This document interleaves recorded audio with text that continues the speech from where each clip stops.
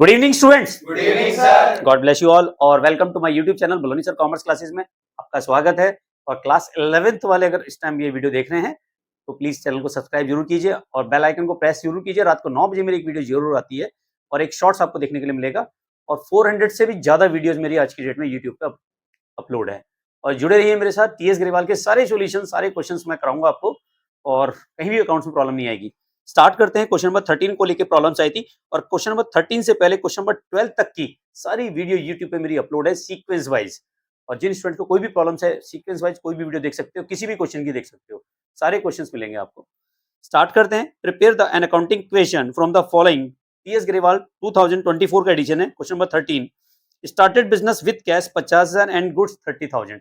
मैंने आपको एक बात बताई थी कि जब भी बिजनेस स्टार्ट करते हैं, स्टार्ट करते समय जो भी हम लगाते हैं, जो भी लगाएंगे, सारी की सारी कैपिटल है।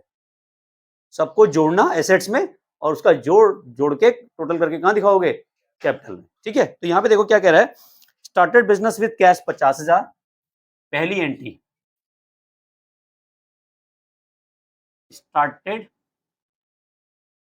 Business with cash rupees 50,000 and goods rupees कितना है? 30,000। 30,000 का मैंने क्या किया? गुड्स लगाया। तो कैश में कितना आया? 50,000 और यहाँ पे क्या आएगा दूसरा? स्टॉक। स्टॉक कितने का आया? 30,000। तो 50 और 30 जोड़ोगे तो लायबिलिटी में कोई चेंजेस नहीं आएगा। कैपिटल कितने की हो जाएगी? 80,000। एलन मस्क, समझ में आ रहा है? 50 और 30 कितने होते हैं? वाह, बिल्कुल सही जवाब, यही उम्मीद थी। 10 तक पढ़ाई की है तूने, इसका मतलब। ठीक।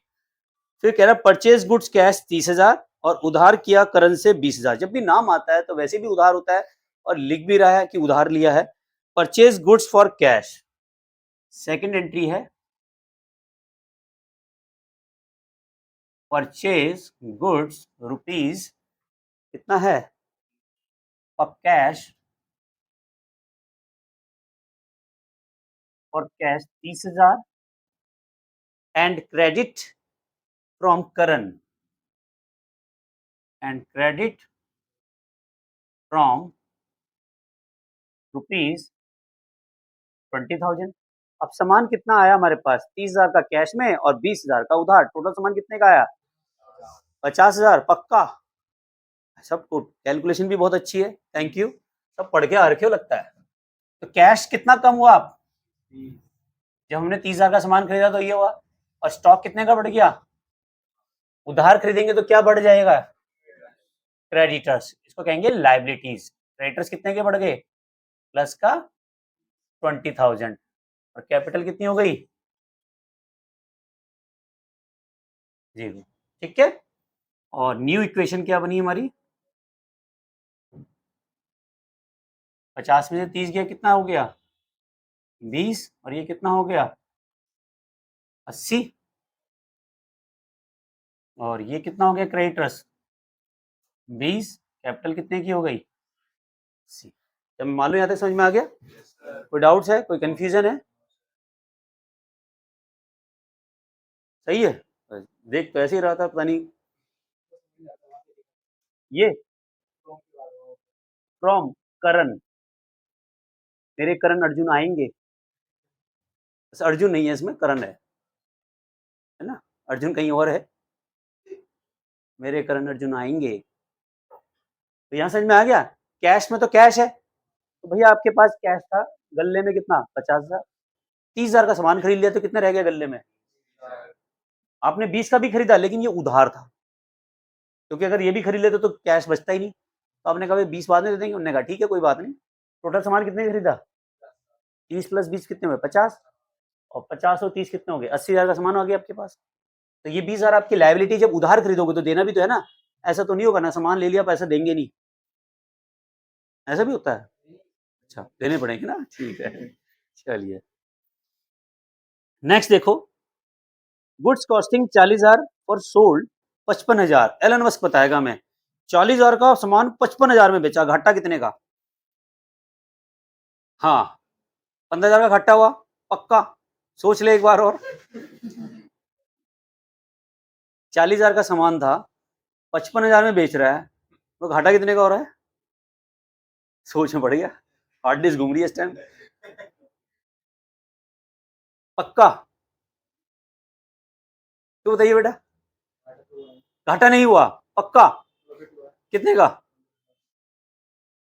दुकान पे बैठ मत जाइयो, 40,000 की चीज 55,000 में बेच रहा है, तो घाटा कहां से हो गया तेरे को? मैं तो कंफ्यूज कर रहा हूँ, और तो हो भी रहा है। तू दिल से सोच रहा, दिमाग से सोच ना, दिल किसी और के लिए रख, है ना? दिल कहीं, दिमाग कहीं, वो कहीं तेरी क्लास में है, किसी और क्लास में है? इसी क्लास में है? इसी में ही है, फिजिकल वाली क्लास में? चल कोई बात नहीं, ऑनलाइन वीआर भी सोच रहे होंगे सर एलन मस्क कौन है, बहुत बड़े उद्योगपति हैं ये, बाद में कभी शक्ल दिखाएंगे मौका लगेगा तो फिलहाल आप भी आनंद लीजिए इस क्लास का। तो 30,000 का सामान, सॉरी 40,000 का सामान हमने 55,000 में बेचा, हमें मुनाफा हुआ 15,000 का। जब खरीदा कम में है, बेचा ज्यादा में है, तो प्रॉफिट होगा। तो लिखें goods costing, goods costing rupees 40,000 were sold rupees 55,000।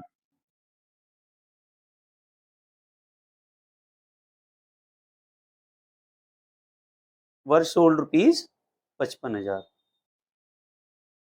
पिछली बार की क्लास में एक चीज हुई थी, मैंने एक बच्चे से पूछा कि साल भर में कितने मंथ होते हैं? कंफ्यूज, सडनली पूछ लिया मैंने क्वेश्चन। मैंने कहा 14, 15, 16। Sir 14 month. मैंने कहा श्योर? श्योर, पक्का? मैंने पूरे होशोवास में, हाँ जी सर पूरे होशोवास। सिंगल एंट्री सिस्टम की वीडियो है वो, देखना कभी जाके, तब दिखेगी तुम्हें। वो लाइव में था ना उस समय, तो बड़ा घबरा गए, लड़की थी वो, टैलेंट पूरा खुट खुट के भरा था। ठीक? तो 40,000 की चीज 55,000 में बेची, तो भैया आपको पैसा कितना आया? 55 या 40? कैश कितने से बढ़ गया? स्टॉक कितने से कम हुआ? स्टॉक की कॉस्टिंग है ना 40, तो 40,000 का सामान तो बेच दिया, बेचा भले ही 55 में है, लेकिन जैसे ही आपको फायदा हुआ तो आपने क्या बढ़ाया? 15,000 का प्रॉफिट। इससे क्या हो गई? कैपिटल आपकी बढ़ गई। तो न्यू इक्वेशन क्या बनी?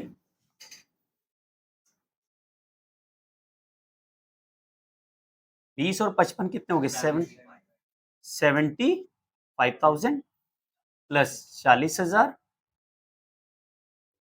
Is equal to 20,000 plus 95। अब तुम्हें अकाउंटिंग इक्वेशन तो आसान लग रही होगी, है ना? वन शॉट क्लियर हो रही होगी सारी चीजें। चलिए नेक्स्ट देखें,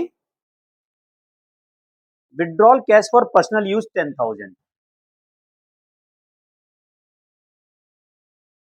विड्रॉल कैश, विड्रू है,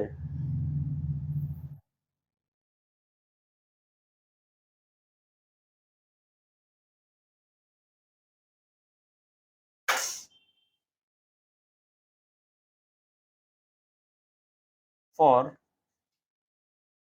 पर्सनल यूज कितना है? 10,000।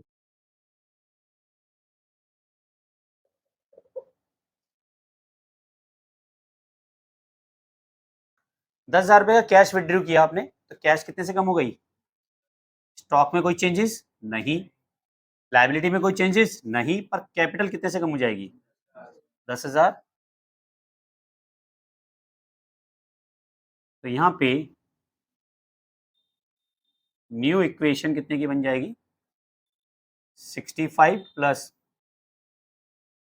40 इज इक्वल टू 20,000 प्लस 85,000। क्या मालूम, समझ में आ गया? चलिए, रेंट आउटस्टैंडिंग 2,000, फिफ्थ एंट्री है,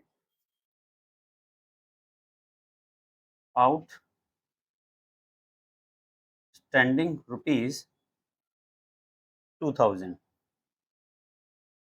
तो 2,000 का रेंट आउटस्टैंडिंग है, कैश में कोई चेंजेस नहीं, स्टॉक में कोई चेंजेस नहीं, लेकिन लायबिलिटी बढ़ जाएगी यहाँ पे प्लस आउटस्टैंडिंग रेंट, तो यहाँ पे इजिकल टू करोगे प्लस 2000, कैपिटल में से 2000 माइनस करोगे क्योंकि खर्चा है, भले ही आपने दिया ना हो लेकिन एक्सपेंसेस माना जाता है। आउटस्टैंडिंग का मतलब होता है due but not paid, which expenses incurred during the year but not yet paid, it's called outstanding expenses. ऐसे खर्चे जो ड्यू तो हो गए हैं परंतु अभी तक इनका पेमेंट नहीं किया गया है, वो खर्चे क्या माने जाते हैं? हमारे आउटस्टैंडिंग एक्सपेंसेस। समझ में आ गया? ठीक है, तो न्यू इक्वेशन क्या बनी?